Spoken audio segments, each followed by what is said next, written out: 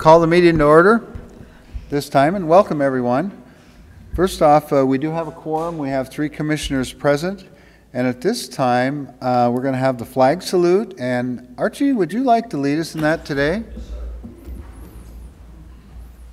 I pledge allegiance to the flag of the United States of America and to the republic for which it stands, one nation, under God, indivisible, with liberty and justice for all.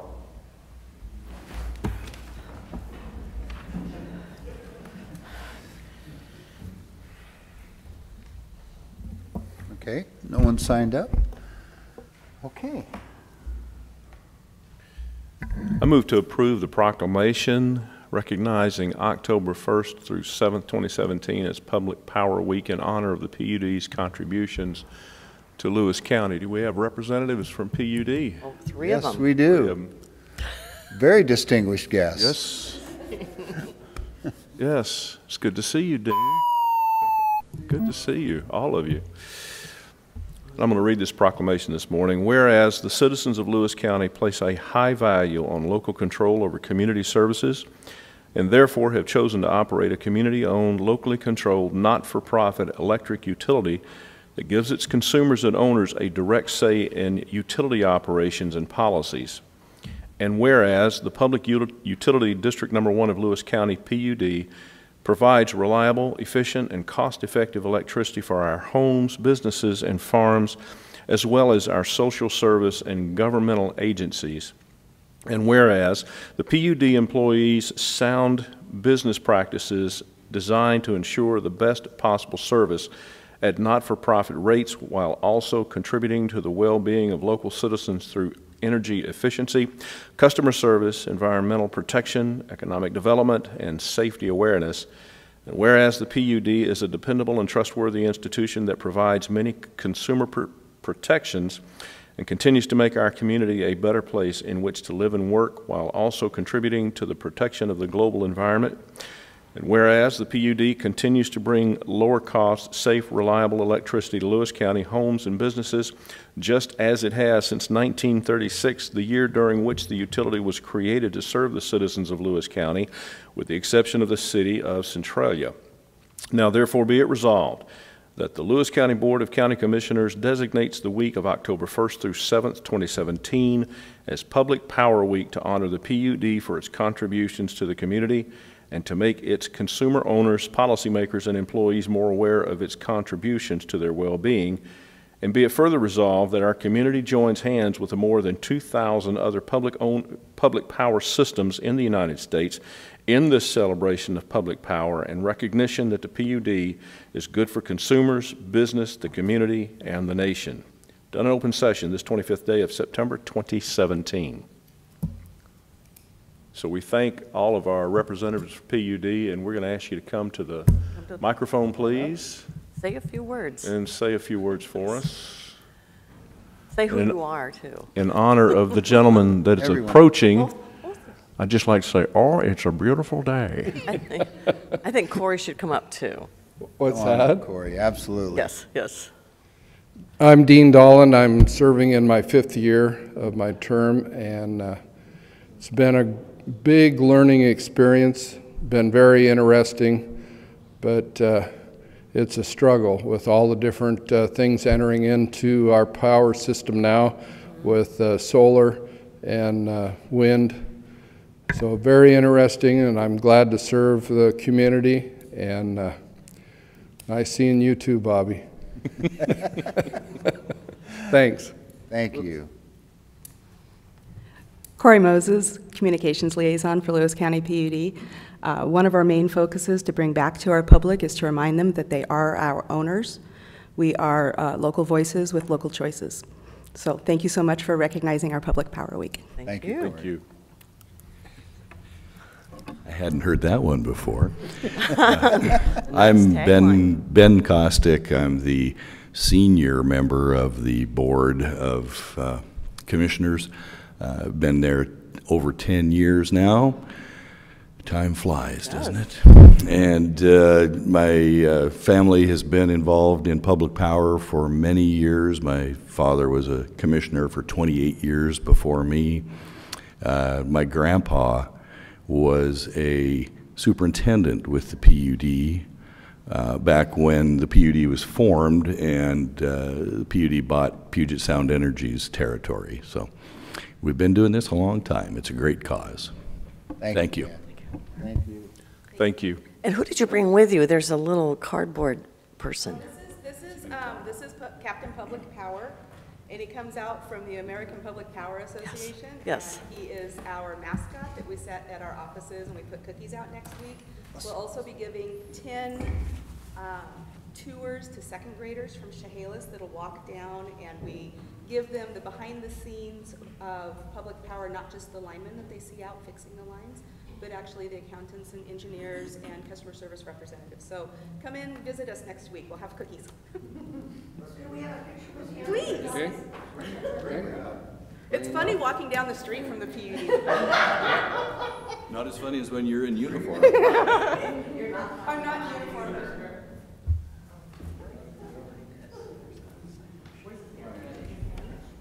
His hands are flying. Is it right here? Are you just wanting to comment? Yep. Okay, we've gone through that, so I'll let them know after they're done that you would like to speak.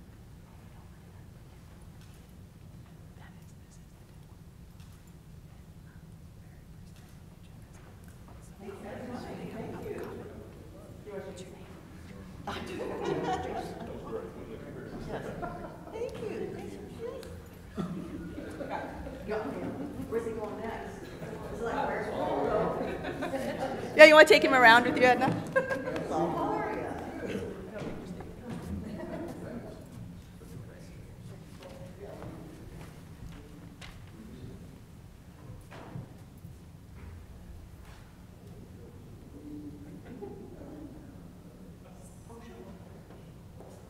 Finish this one off.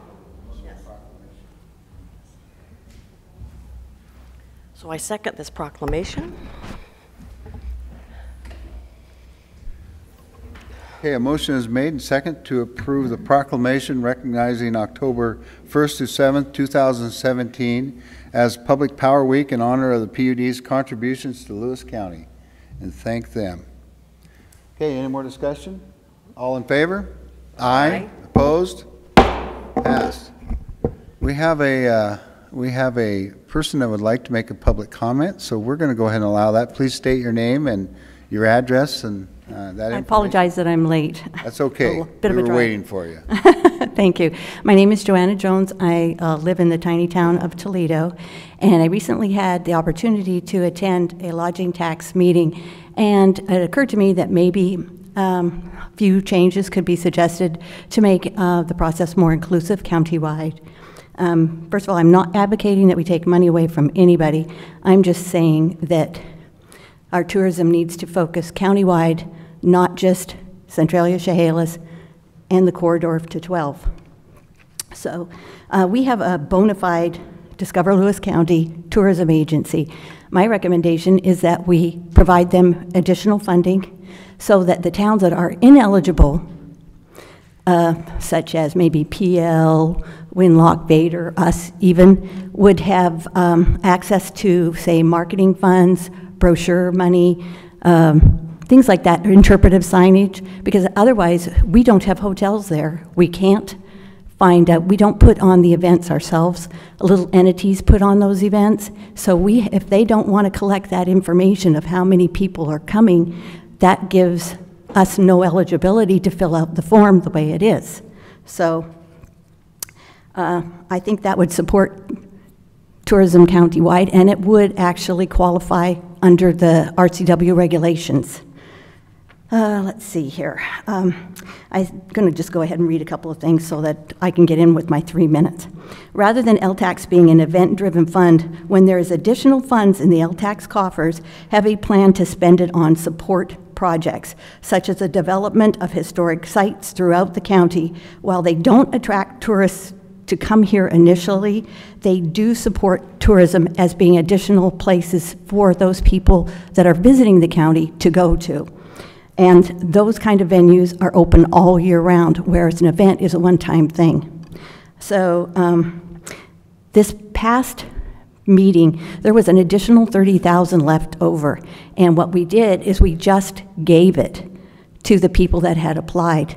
And I'm thinking if there's leftover money like that, it should either go to Discover Lewis County, or we should have a plan of other things that we would like to do in the county. As I said, support historic sites, develop those, and that makes it more county-wide. And additionally, something that we have not addressed, and I am no longer associated with other than I pay dues, is the museum. Nobody stood up for the museum.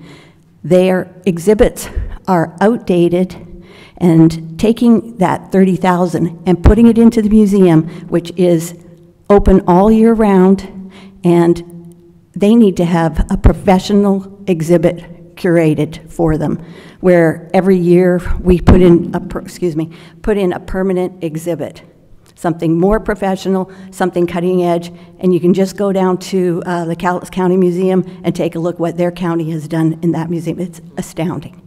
So the other last thing I would like to talk about is that I understand why people were not allowed to make a presentation. It takes a lot of time, but I do think that's a public meeting, and before the final numbers are put in, the people that are attending should be given an opportunity to clarify if there's anything erroneous mentioned. We were told, the whole room was told that Toledo was not going to be considered because they were late. We were not late, but I was not given an opportunity to stand up and say, look, our application was not late. The system worked in the end, but there were other erroneous things being said, and not just for us, for other people that attended, but we couldn't say anything. So, and I would have liked to have advocated additionally, we gave additional money to VICs, which is Visitor Information Centers. No one mentioned that the museum should qualify. If we're giving additional money to VICs, they've got a fabulous one there. It's manned by senior citizens all the time, and they love to talk. They promote all of Lewis County continually. I can't tell you how many times I've witnessed the people in there you're at the wrong train station. You need to go just down the road, and you're 3 hours early for that event. Here's where you go and what you do here to be at those 3 events. But nobody gave them any more money for that. So I think if we can advocate before the final process is done at those meetings, I think it would be very helpful. You need to probably wrap up now. Huh? Need to wrap up, I think. Okay, one last thing. All applicants should be ineligible to sit on the board the year that they are also applying. Expand the potential LTAX board volunteers by making the entire county eligible. People that you don't think are eligible may be and would be willing to sit on that board, but I don't think it's a good idea for the people that are asking for money are the ones that are turning around and giving the money to themselves. That's just... Joe, according to the state, we have to have 2 groups on that committee. Yes. Those that generate, so that's the lodging establishments, right, and those that receive that. So right, it's not our rules. Oh, no, I don't have a problem with that rule. I'm just saying that if you are applying that year, you can't be eligible for that money that year. They don't allow that for us. We still have to have those folks on there. People that are generating. Right, apply. But Winlock would be eligible, but they're not asking for money that year. They should be people that are on the board. You see what I'm saying?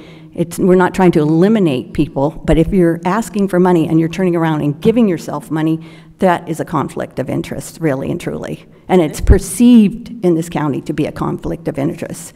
And this is a statewide issue, and yeah, we have talked with legislators about this because it does seem odd to have that in there because folks have a vested interest. Right. So maybe if we could meet with you at another time and talk about a legislative issue. We are having our legislative roundtable on October 6th. Okay. And it's at 9 o'clock in this room.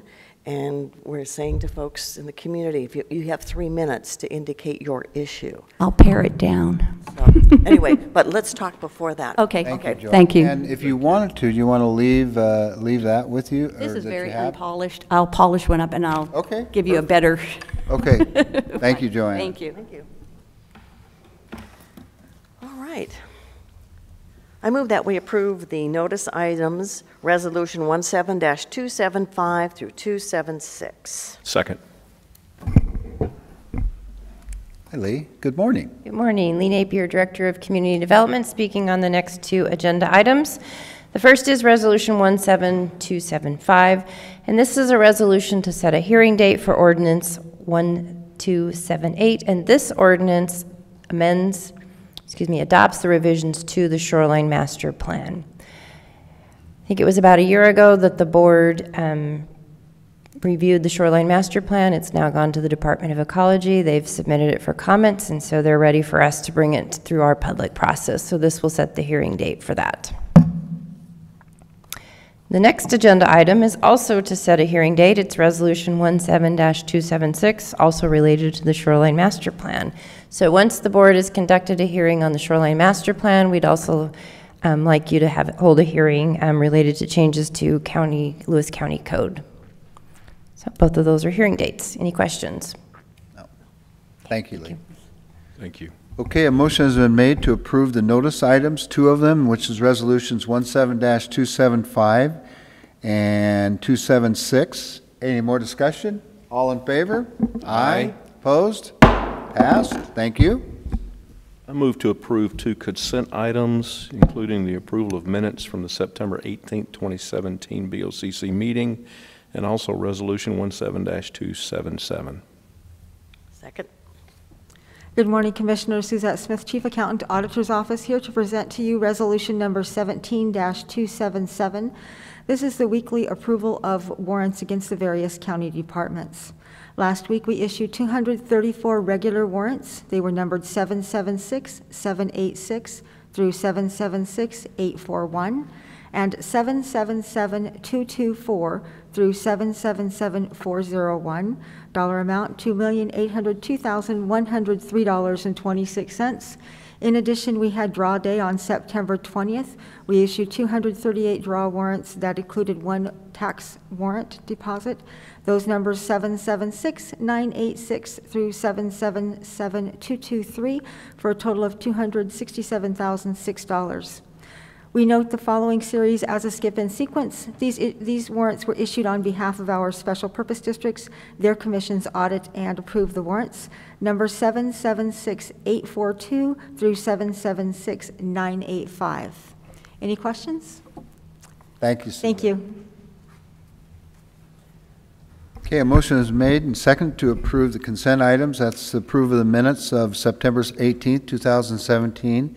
And also Resolution 17-277, approval of warrants.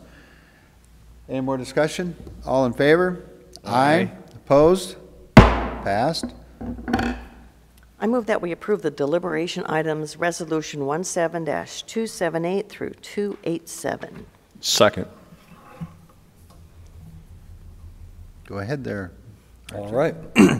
Good morning, Commissioners. Archie Smith with Lewis County Human Resources.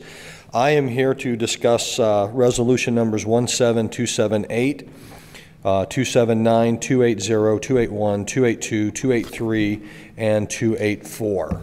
If I may, I would like to talk about 5 items together, and that is resolution, if I can do that, resolution 278, 279, 280, 282, 283, and 284, because those are all collective bargaining agreements. What we have been able to do is close most of our contracts. We have a few that are still open, but close the majority of our collective bargaining agreements with a 4-year deal going from 2016 through 2019. Basically, the financial breakdowns of those contracts are identical for the most part. 2016, there's no changes. Effective August 1st, 2017, there was a 1.5% base wage adjustment on those. In 2018, there's a 1% base wage adjustment. In 2019, there's a 1% base wage adjustment on all those contracts. Health and welfare, in August 1st, 2017, there was a $50 increase to the maximum employer contribution of health and welfare. In 2018, there was a $150 increase to the maximum employer contribution on health and welfare, and in 2019 there was a $25 increase to the maximum employer contribution on health and welfare. With the Teamsters contracts, there is a 4-month $50 additional fee for this year, or payment of this year in 2017 to health and welfare. And for AFSCME, there is a 4-month $50 additional base wage increase. And outside of that, those contracts are relatively similar. The only other difference is in the supervisor's contract, we increased the boot allowance $25 per year. That's a boot, I think it's about $175 now that they can get a boot allowance if the boot needs to be replaced due to the type of work that they do. And with the combined group, we have increased their ability to earn compensatory time of 120 hours up to 240 hours. So this is time, instead of paying that out in overtime wages, we could actually pay that out in compensatory time to allow that employee to take that off. However, the director has the ability, if they want to, just to cash any time over 120 hours out and just get that off the books if they so choose. So any questions on the collective bargaining agreements? Okay. On item number 17-281, this is a resolution to approve a salary adjustment for non-represented employees beginning September 1st, 2017. And that basically is matching the union's increase, and it is a 1.5% base wage adjustment for the employees, non-represented employees that exist. Resolution number 17-283 is a resolution to approve a medical rates to be paid by Lewis County for non-union employees and elected officials beginning September 1st, 2017. So this will also give that $50 that the unions are receiving. That will also, the employees and the elected officials will receive that. And that will take the maximum employer contribution from $1,000 to $1,050 per month. Thank you, Archie. All right. Thank you. One thing, Archie, I would like to thank you and Daleen for all your hard work on this. I know that one of the first meetings I sat in, and I've almost been here 3 years now, was union negotiations. And I asked, how long has this been going on? And I think you coined it forever. So I know that one of the things that one of my goals was to see if we could put some of this behind us and get something established and put together collective bargaining agreements that are fair and equitable. And again, we have said this many times, we would love to give our county employees much more than they're making, but at the same time, we think it's fair and equitable at this time based on economic times. So thank you and all the people you negotiated with too. Yeah. So yeah, it's been a long road. And we've met them. Long So road, yes. Thank you very much. Thank you, Archie. Morning, Danette York, Director of Public Health and Social Services, and I'm speaking to resolution number 17-285. This is similar to ones we've done over the past few weeks. This is the contract between Lewis County and the Salvation Army to provide assistance to individuals who are at risk of or experiencing homelessness. The contract is from July 1st, 2017 through June 30th of 2019, so for the 2-year biennium. The amount that's going to Salvation Army will be $61,220, and this is a sub-award from us to them after we received the award from the State Department of Commerce through our Consolidated Housing Grant. Sub-award is the key term, correct? Sub-award is it's new to us. But yeah, rather than subcontract, we are sub-awarding it to our provider.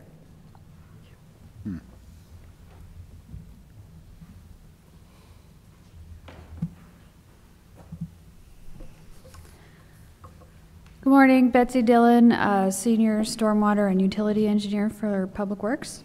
I am speaking to agenda item 17-286. There is currently a cash flow loan established in 2016 from the current expense fund number 001 to Vader Fund 420. This loan was established to facilitate the Vader Tank project, which is being funded by a reimbursement-based grant. The original project schedule has been shifted by 1 year and is now expected to be complete by the end of 2018. And this resolution would extend the end date to on the cash flow loan by 1 year to December 31st, 2018, in order to accommodate the revised project schedule. Thank you, Betsy. Thank you, Becky.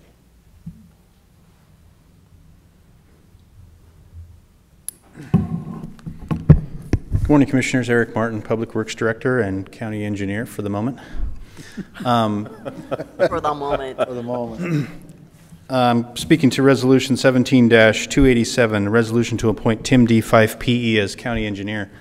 My apologies, this resolution was an older version, and there's some key language that I worked with the Prosecuting Attorney's Office to establish here, so I'm going to read into the record the resolution that I think should be in here, and we will make sure you get a revised copy. If you have any questions about this as I'm going through, please stop me or feel free to ask. So in the matter of appointing Tim D. Fife, P.E. as County Engineer, whereas RCW 368010 requires the county to employ a county road engineer, and whereas the position of county engineer is currently held by Eric P. Martin, P.E. Mr. Martin was appointed under Resolution 16-203 and also holds the title of Public Works Director, or Director of Public Works, excuse me. And whereas the Public Works Department has recently reorganized, and as part of that reorganization, the Public Works Department recommends that the county road engineer and director of public works would better serve the public as two separate positions. And whereas Eric P. Martin, P.E. will retain the position of director of public works and general supervisory control over that department. And whereas the Public Works Department will function as shown on the attached BOCC approved organizational chart and as required by applicable state statutes. And whereas Mr. Martin recommends that the BOCC appoint Tim D. Fife, P.E. to the position of County Engineer, subject to the general supervisory control of the Director of Public Works. Now, therefore, be it resolved that the BOCC hereby appoints Tim D. Fife, P.E. to the position of County Engineer, but requires that he delegate general supervisory control over his work to the Director of Public Works. Done in open session this 25th day of September 2017. So some of the language in there is key because of the statutory authority of the county engineer, and we need to make sure that the hierarchy in the department is established well, not necessarily because Tim and I need that. It's because in case I'm not here forever and Tim's not here forever, there's other people, and we want to make sure that this board establishes that authority for the director to be to have that general supervisory control over the department. So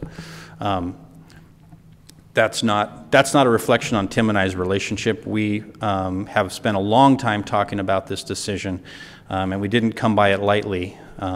Ultimately, it is the board's decision to appoint whoever they would choose as county engineer, so this is just a recommendation at this point. It's okay. We okay, Riva? I'll get you the right copy. I apologize. Okay. Mr. Chairman, I would make a motion that we amend, how do we want to do that? Amend the resolution that is before us to reflect the language that Mr. Martin has presented. Second. Okay. So we're voting on the amendment. For the change. So a motion has been made to change the language to reflect the language necessary for the resolution. Is that right? Close. Okay. Okay. Anyway, so we will be getting another copy of that. Okay. So any more discussion? I just was going to say, you have been working at this, and with many of your new duties as the administrator of the Flood Control Zone District for the Chehalis Basin and the Cowlitz Basin, I think this will suit your department well. Thank you. I'd agree with that, and I do want to toot Tim's horn a little bit. Yes. He was going to be here. He's here. He's here. Come on up. There he is. I didn't see him sneak in back there. Tim has been a great asset to Lewis County and to the Public Works Department for several years now. I think he's been here over 4. And And he came here working on a project and was hired on as the assistant county engineer and served Tim Elsey very well. And over the past year and a few months since I've been here as the director, he's served our department extremely well. He's very well seasoned. He's been a county engineer before for many, many, many years. And he has a lot of respect and integrity for this county and this department. And I just want to say that if the board chooses to follow through on this, you won't be disappointed. He'll serve you very well. Thank you. Yeah. Does Tim have any comments?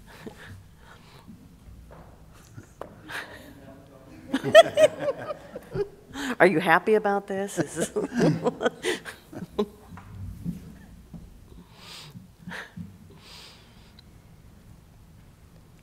I want to thank you for the opportunity to become a county engineer again. Like you said, I was a county engineer for a long period of time at another county, and I know the business, and like you said, I won't let you down. Thank you. Thank you, Thank you very much. Thank you, Eric. Thank you. Okay, any more discussion? Okay, a motion is made to approve resolutions numbers one. Mr. Chairman. I'm sorry. We have to approve the amendment before we could approve everything else. I thought we. Okay. Sorry about that. It's okay. Okay, a motion is made and second to approve the amended resolution is 17-287. Any more discussion? All in favor? Aye. Aye. Opposed? Okay, it's been amended. Now, with that, with the deliberation items, resolutions 17-278 through 287. Any more discussion?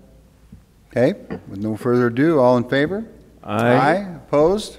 Passed. Congratulations, and thank everyone for all your hard work. Okay. The good of the order. I'd like to make a few comments about some of our elderly citizens in Lewis County. On Saturday, the Toledo area had a walk in the park, and this was Esther Borte, who died last year, and her vision was for that park to be further remodeled, more things added to it. And so at 90 years of age, last year, she started this walk, and she was pretty irritated because she had to use her walker to walk a bit, and she wanted to be walking around. Well, the folks in Toledo had the second annual Esther Borte Walk, and there was a lot of people there raising money, and the Lions were there. It was a great community event in her memory. And when I think about memories, we have lost two other individuals. Bill Fuhrer from Centralia. He was a Pearl Harbor survivor, and he just passed away. And Bill Weister, who had been our sheriff for a number of years, I think he was 4 times elected. He was well known for his bloodhounds, and if you ever read about him, the bloodhounds will be added to that. And his bloodhounds and he were asked to go many different places to find people. And there's a story earlier this year that he was able to find a little girl, I think she was 3 years old, out by the Onalaska area with his bloodhounds. And they'd been searching and searching for this little girl. And they finally found her, and she was near a tree, and she just wasn't talking to anybody to say, "Here I am." She just was sitting there. But they found her, and he brought her back. Well, that young lady, who's probably in her 40s now, came to the residential area where he lived to thank him for rescuing her some 40 years earlier. Anyway, Bill Weister was he's one of our Lewis County characters, I would say, and really got a lot of things done, and we owe a lot of gratitude to him for keeping our county safe for those many years. Absolutely.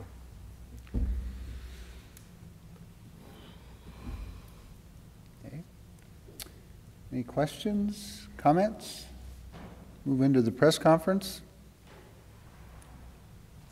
With none, anything? No further business. I move to adjourn. Second? Okay, a motion is made and second to adjourn. All in favor? Aye. Opposed? Adjourned. Thank you.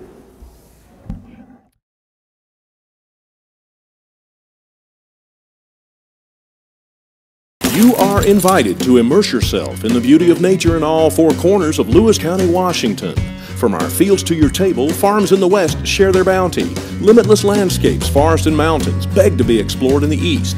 Fish our many rivers and lakes in the south, and discover where history and culture intersect in our twin cities. Explore it all by visiting our Facebook page and plan your next getaway at discoverlewiscounty.com. Culture, history, and adventure all come alive when you discover Lewis County.